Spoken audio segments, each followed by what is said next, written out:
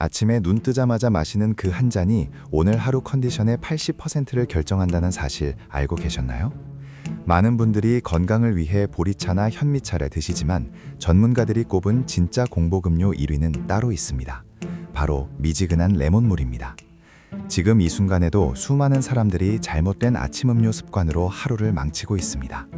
위장을 자극할 것 같다고요? 산성이라 속이 쓰릴 것 같다고요? 여기서 놀라운 반전이 있습니다.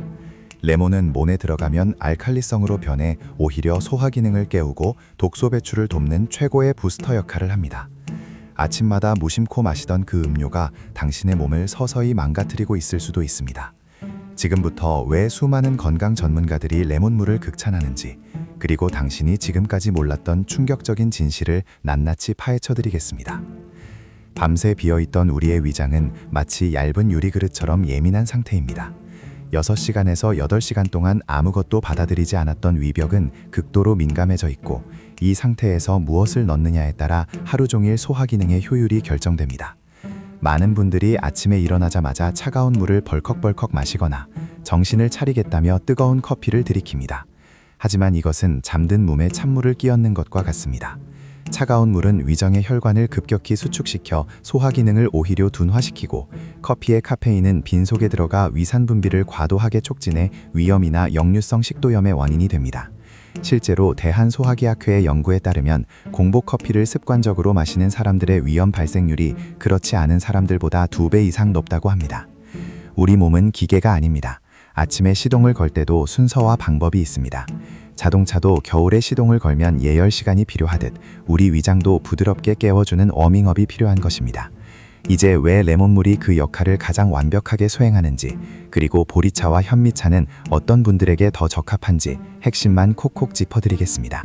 자극이 두려운 분들, 위장이 약하신 분들에게는 보리차가 훌륭한 대안이 될 수 있습니다. 보리차는 카페인이 전혀 없어 위장에 부담을 주지 않으면서도 적당한 따뜻함으로 위벽을 편안하게 감싸줍니다. 보리에 함유된 베타글루칸 성분은 위산을 적절히 조절해 속쓰림을 예방하고 위장의 점막을 보호하는 역할을 합니다. 특히 평소에 속이 더부룩하거나 소화가 잘 안 되는 분들, 위염을 앓고 계신 분들에게 보리차는 그야말로 천연 위장약과 같습니다. 또한 보리차에는 식이섬유가 풍부해 장 운동을 촉진하고 변비 예방에도 탁월한 효과를 보입니다. 맛도 구수하고 부드러워 물을 잘 마시지 못하는 분들도 거부감 없이 마실 수 있다는 장점이 있습니다. 다만 보리차의 한 가지 아쉬운 점은 다른 음료들에 비해 특별한 활성 성분이 적어 적극적인 건강 개선 효과를 기대하기는 어렵다는 것입니다. 속 편한 게 최고다, 일단 위장부터 안정시키고 싶다 하시는 분들의 훌륭한 입문용 공복음료로 보리차를 추천드립니다. 하지만 여기서 끝이 아닙니다. 아침마다 유독 몸이 무겁고 피곤한 분들에게는 또 다른 선택지가 있습니다. 아침에 눈을 떴는데 몸이 천근만근 느껴지신 적 있으신가요? 분명 6시간 이상 잤는데도 개운하지 않고 일어나는 것 자체가 고역처럼 느껴지는 그런 아침 말입니다. 이런 분들에게는 현미차가 정답입니다. 현미차에는 보리차에 없는 특별한 성분이 있습니다. 바로 가바라는 아미노산입니다. 가바는 뇌의 신경 전달 물질로 작용해 긴장을 풀어주면서도 동시에 맑은 정신을 유지하게 해주는 놀라운 성분입니다. 또한 현미에 풍부한 비타민 B9는 탄수화물을 에너지로 전환하는 데 필수적인 영양소로 아침의 무기력함을 털어내는 데 큰 도움을 줍니다. 따뜻한 현미차는 혈액순환을 촉진해 손발끝까지 온기를 전달하고 체온을 자연스럽게 올려줍니다. 체온이 1도만 올라가도 면역력이 5배에서 6배 증가한다는 연구 결과를 생각하면 현미차 한 잔의 가치는 결코 작지 않습니다. 특히 저혈압이 있거나 수족냉증으로 고생하시는 분들, 아침마다 어지러움을 느끼시는 분들에게 현미차는 천연 강장제 역할을 톡톡히 해줍니다. 하지만 보리차도 좋고 현미차도 좋은데 왜 전문가들은 굳이 레몬물을 1위로 꼽는 걸까요? 그 이유를 지금부터 상세히 설명드리겠습니다. 레몬물이 공복음료 1위인 이유는 단순한 수분 보충을 훨씬 뛰어넘는 종합적인 건강 효과 때문입니다. 첫 번째로 레몬물은 담즙 분비를 강력하게 촉진합니다. 담즙은 간에서 만들어져 담낭에 저장되는 소화액으로 지방을 분해하고 독소를 배출하는 핵심 역할을 합니다. 아침에 레몬물을 마시면 밤새 굳어있던 담즙이 활성화되어 어제 저녁에 먹은 음식의 찌꺼기들을 효과적으로 처리하기 시작합니다. 두 번째로 레몬의 풍부한 비타민C는 강력한 항산화 작용을 합니다. 밤사이 우리 몸에 쌓인 활성산소를 제거하고 세포의 노화를 방지합니다.